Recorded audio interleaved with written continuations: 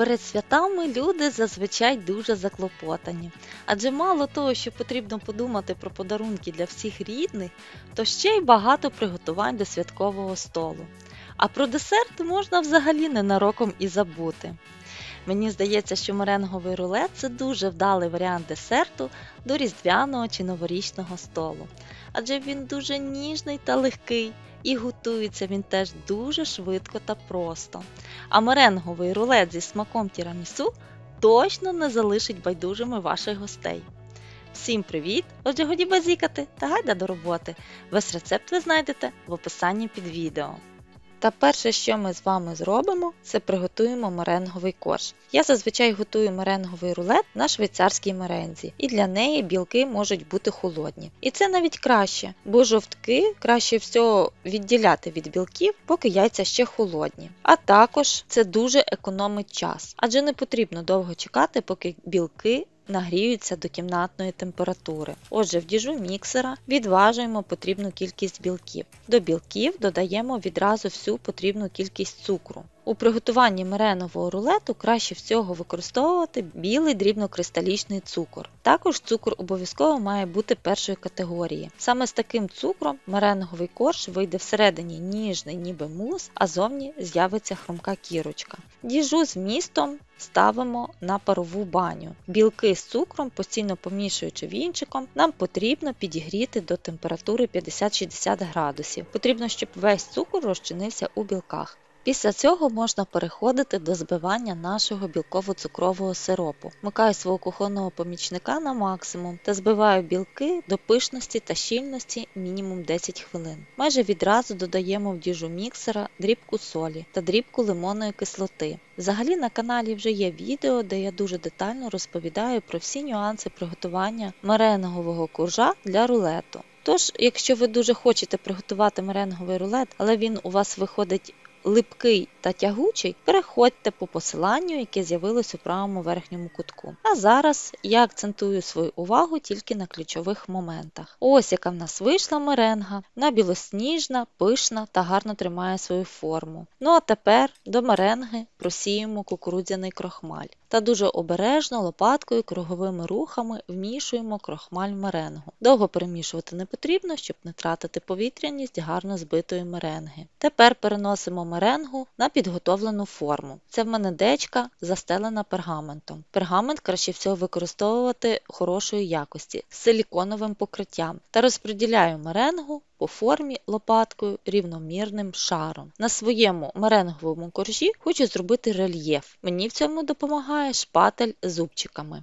А оскільки меренговий рулет буде зі смаком тірамісу, меренгу посипаю алкалізованим какао. Та тепер ставлю свій меренговий корж у вже розігріту до 160 градусів духовку випікатися. При такій температурі меренговий корж випікається тільки 10 хвилин. Після цього зменшуємо температуру до 150 та випікаємо корж до готовності 30 хвилин. Після цього хочу відразу перейти до приготування кавового ганашу. В ковшик з товстим дном відважуємо потрібну кількість вершків жирністю 30%. До вершків додаємо розчинну каву. Ковшик з містом ставимо на невеличкий вогонь та постійно помішуючи вершки з кавою, підігріваємо їх до температури 70 градусів. Підігрітими вершками заливаємо шоколад. Я використовую суміш молочного та темного шоколаду. Вершків я зовсім трішки залишила. Вони мені ще знадобляться для приготування кавового крем-сиру. Ну а вершки з шоколадом перемішуємо вінчиком до однорідності. Та сюди ж додаємо вершкове масло кімнатної температури та перемішуємо наш ганаш вінчиком до однорідності. Та залишаємо кавовий ганаш в спокої при кімнатній температурі до повного охолодження. До цього моменту якраз випікся меренговий корж. Спочатку переношу його на решітку, накриваю його пергаментом та обережно перевертаю корж на дощечку. Та поки меренговий корж ще гарячий, знімаю з нього пергамент, на якому він випікався. Та залишаю його в спокої при кімнатній температурі до повного охолодження. Через півгодини ганаш стабілізувався та меренговий корж охолов. Та тепер нам ще залишилось приготувати крем. Всі інгредієнти для цього крему мають бути добре охолоджені. Кавові вершки, що я залишала, цей весь час знаходились в холодильнику, і вони вже теж добре охололи. Отже, в чашу міксера переносимо кавові вершки, та ще до них додаю вершки 30%. Сюди ж відважуємо сир жирністю 23%. Та сюди ж всипаємо цукрову пудру.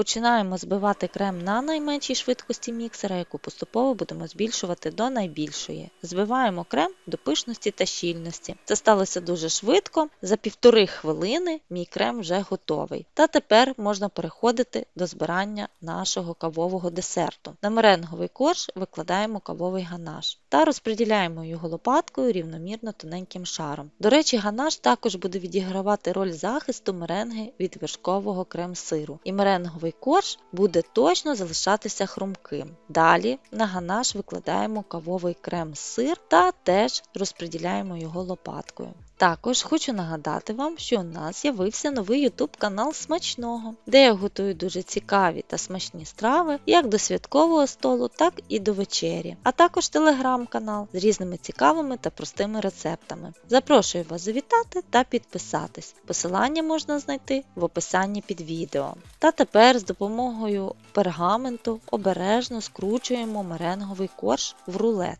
Скручений рулет загортаємо в той же пергамент та ставимо його в холодильник стабілізуватись на 2 години. Та коли пройшов час, можна вже нарешті насолодитись смаком нашого кавового десерту. Мені здається, що меренговий рулет вийшов дуже симпатичний та апетитний як ззовні, так і всередині. У розрізі він виглядає як мармуровий. Дуже красиво.